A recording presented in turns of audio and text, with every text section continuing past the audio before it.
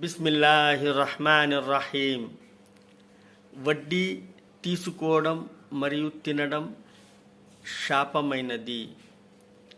హజరత్ జాబిర్ రదియల్లాహు తఆలా అన్హు గారు ఉల్లేఖిస్తున్నారు. దీని సారాంశం ఇలా ఉన్నది. హజరత్ ముహమ్మద్ సల్లల్లాహు అలైహి వసల్లం గారు ఇలా ప్రవచించారు. వడ్డీ విషయంలో 4 వ్యక్తులకు అల్లాహ్ శాపమున్నది. నంబర్ 1, వడ్డీ తినేవాడు, వడ్డీ తినిపించేవాడు, వడ్డీ లెక్కపత్రం రాసేవాడు మరియు వడ్డీ గురించి సాక్ష్యం చెప్పేవాడు. ఈ 4 వ్యక్తుల మీద అల్లాహ్ శాపమున్నది మరియు ఈ పాపంలో అందరూ సరి సమానులు. అందుచేత సోదరులారా, మనందరము ఈ వడ్డీ వ్యాపారం నుంచి దూరం ఉండాలని అల్లాహ్ తాలాతో వేడుకుందాము. ఆమీన్.